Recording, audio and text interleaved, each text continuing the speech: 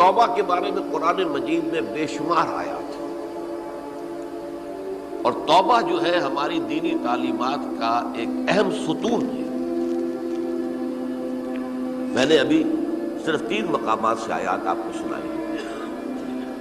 یا ایھا الذین آمنوا توبوا الی اللہ توبۃ نصوحا، اہل ایمان اللہ کی جناب میں توبہ کرو خلوص کے ساتھ، اخلاص کے ساتھ، توبۃ النصوح، زبانی کلامی نہیں، توبہ کی تسبیح نہیں، بالفعل توبہ۔ عسیٰ ربکم ان یکفر عنکم سیئاتکم، امید ہے تمہارا رب تمہاری برائیوں کو تم سے دور کر دے گا۔ یہ توبہ کی تاثیر ہے۔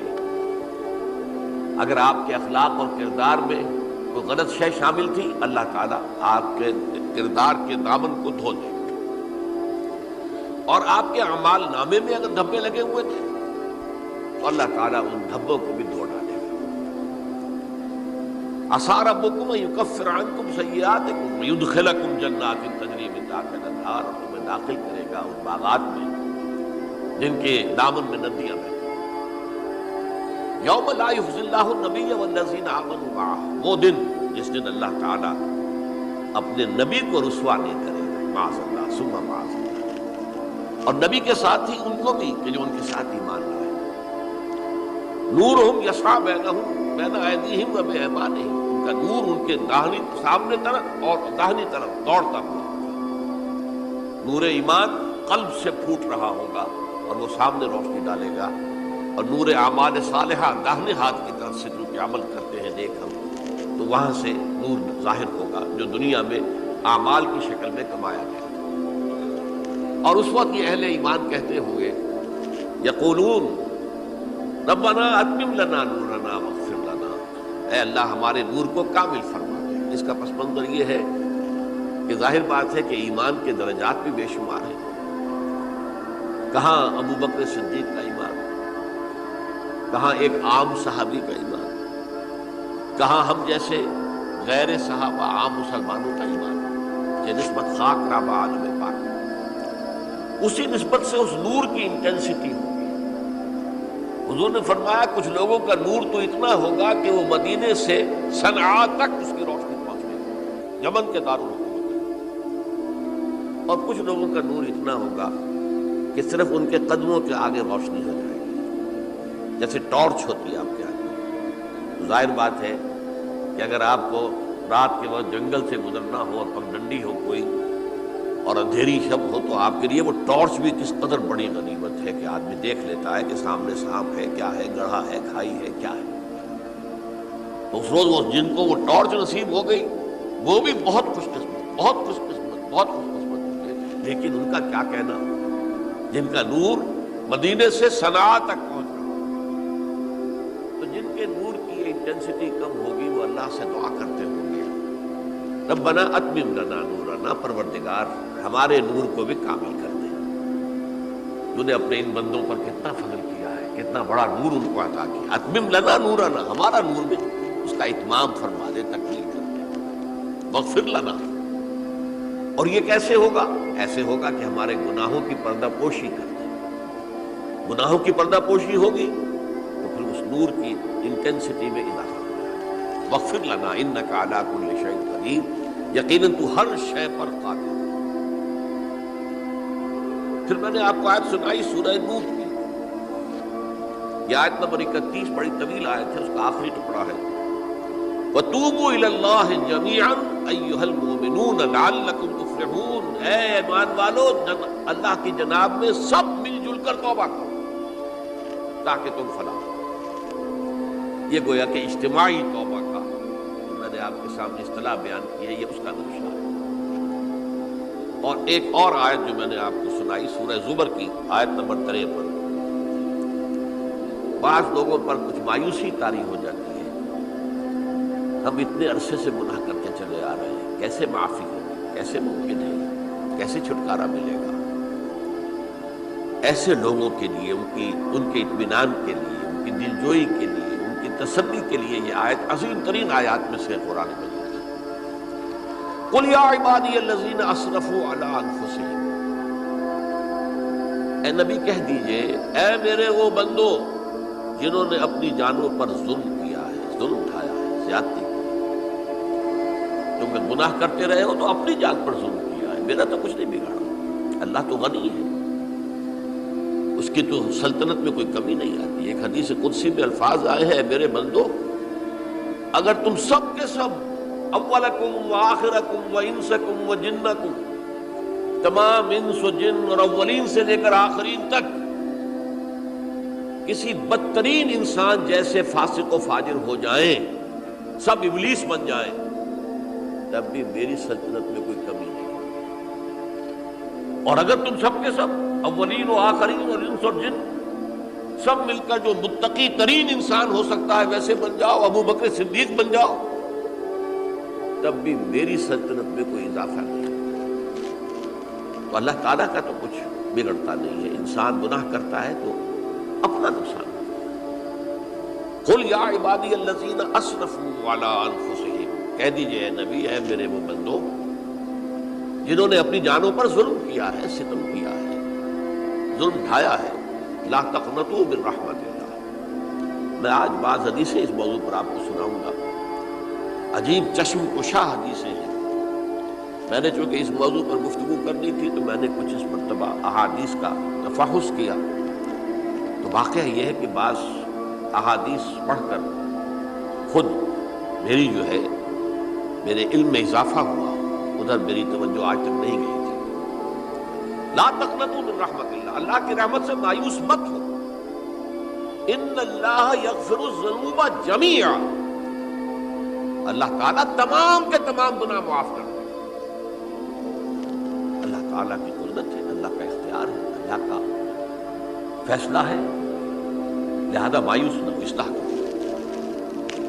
احادیث تو میں بعد میں آپ کو سناؤں گا، اس سے پہلے اس کا فلسفہ سمجھ لیجیے اصل میں کیا ہے۔ دیکھیے، ایک ہے طبیعی اعمال، فزیکل، ان کا ہم دنیا میں اصول یہ دیکھتے ہیں کہ اس کے نتائج لازمی ہوتے ہیں اور ان سے چھٹکارا نہیں مل سکتا۔ آپ نے سنکھیا کھایا ہے تو مریں گے، چائے کھانے کے بعد آپ نے خودکشی کا ارادہ کیا، سنکھیا کھا لیا، اب چاہے آپ پر ندامت ہو، پشیمانی ہو، پریشانی ہو، توبہ کریں، آپ کو بچنے کا کوئی سوال نہیں، مرنا ہی مرنا۔ اتنا یہ کہ اللہ تعالیٰ جو ہے اپنی معجزانہ کسی قدرت سے اس عمل کا جو طبعی نتیجہ ہے اس کو نکلنے سے روک دے۔ آگ کی فطرت ہے کہ وہ جلاتی ہے، اللہ کے حکم کے تحت حضرت ابراہیم کو اس نے نہیں جلایا، یا نار کونی بردن وسلام علی ابراہیم۔ لیکن یہ ہمیشہ نہیں ہوتا، یہ تو ایک دفعہ ہو گیا بس۔ اللہ جب چاہے اب بھی کر سکتا ہے، لیکن یہ روز روز نہیں ہوتا۔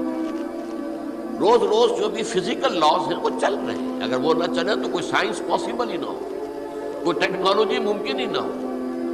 یہ تو ان فزیکل کیمیکل لاز جو ہے ان کا دوام ہے کہ جس کی وجہ سے یہ ساری سائنس اور ٹیکنالوجی اب کہاں سے کہاں پہنچ رہی ہے کہ عروج آدم خاکی سے انجم سے ہمیں جاتے ہیں کہ یہ ٹوٹا ہوا تارا کہیں مہی کا عمل نہ بن جائے۔ تو یہ توبہ جو ہے فزیکل اعمال میں مفید نہیں ہے، چاہے آپ پر یہ احساس میں کیا کر بیٹھا، کیا میں نے کیا، کیوں میں نے کھا لیا، یہ سب کیا، تو اب اثر کرے۔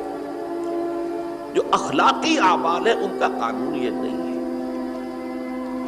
اخلاقی اعمال کے نتائج ختم ہو جاتے ہیں توبہ کے ساتھ۔ یہ ایک بہت بڑا قانون ہے، بہت بڑا قانون۔ ایسا نہیں ہے کہ کسی گناہ سے انسان کی فطرت میں کوئی ایسی مستقل کجی واقع ہو جائے کہ جس کی اصلاح کی کوئی صورت ہی نہ ہو، یہ نہیں۔ بڑے سے بڑے توبہ کرو، خلوص سے دل سے کرو، جو اس کے اصول ہیں، جو اس کے قواعد ہیں، جو اس کے ضوابط ہیں، جو اس کی شرائط ہیں، ان کو پورا کرو۔ تو بڑے سے بڑے اعمال، برے سے برے اعمال، میں حدیثیں آج آپ کو سناؤں گا، حیران کو، کیونکہ عام طور پر یہی ہوتا ہے کہ مواعظ میں چونکہ لوگوں کو اصلاح کی ترغیب دلانی ہوتی ہے تو وہ جو انذار کا پہلو ہے اسے زیادہ نمایاں کیا جاتا ہے۔ اللہ کی طرف سے شدید ذو انتقام، اللہ انتقام دینے والا، اللہ سزا دینے والا۔ لیکن یہ دوسرا پہلو جو ہے وہ بھی اپنی جگہ پر بہت اہمیت کا حامل ہے کہ طبیعی اعمال کے نتائج اور عواقب اور اخلاقی اعمال کے نتائج و عواقب یہ ایک جیسے نہیں ہیں۔ اب اس معاملے میں تاریخ مذاہب عالم میں جو بہت بڑی غلطی ہوئی، بہت بڑی غلطی تورات میں حضرت آدم اور حوا علیہ السلام سے جو غلطی اور خطا ہو گئی تھی، آپ اندازہ کیجئے کیا مقام اللہ نے عطا کیا تھا، سارے فرشتوں کو ان کے سامنے سجدہ کروا دیا تھا، اور ایک ہی حکم تو دیا تھا نا کہ اس درخت کے قریب نہ جانا، اور تو ابھی کوئی شریعت نہیں تھی، کوئی لمبے چوڑے احکام نہیں تھے، کھاؤ جہاں سے چاہو، اس ایک درخت کے پیچھے پاس نہ جانا، وَلَا تَقْرَبَا هَٰذِهِ الشَّجَرَةَ فَتَكُونَا مِنَ الظَّالِمِينَ، اور وہی کام کر بیٹھے حضرت آدم اور حضرت حوا علیہ السلام۔ کتنا بڑا ہوگا، کتنا بڑا ہوگا، کتنا بڑا ہوگا، لیکن قرآن نے وضاحت کر دی کہ آدم نے توبہ کی، اللہ نے معاف کر دیا۔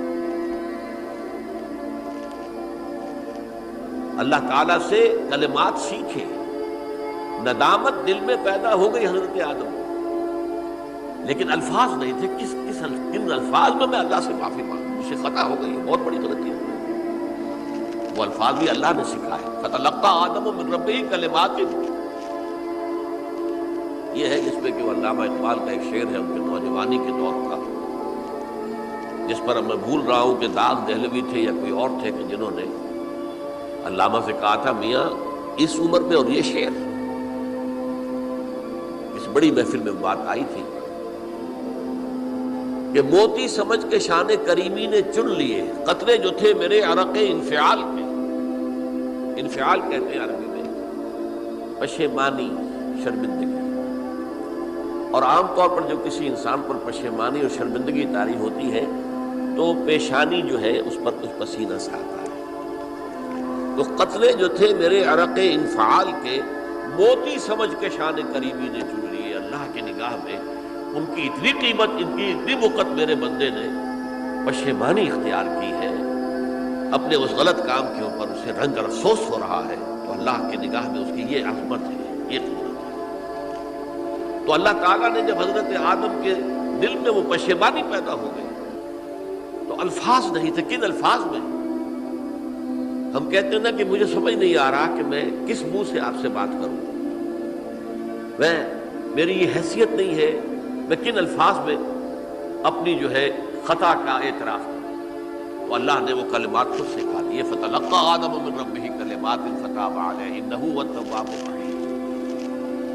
یہ چیز کہیں تورات جب دوبارہ مرتب ہوئی ہے تو وہ نکل گئی، اس میں رہ گئی، باقی اس میں شامل نہیں۔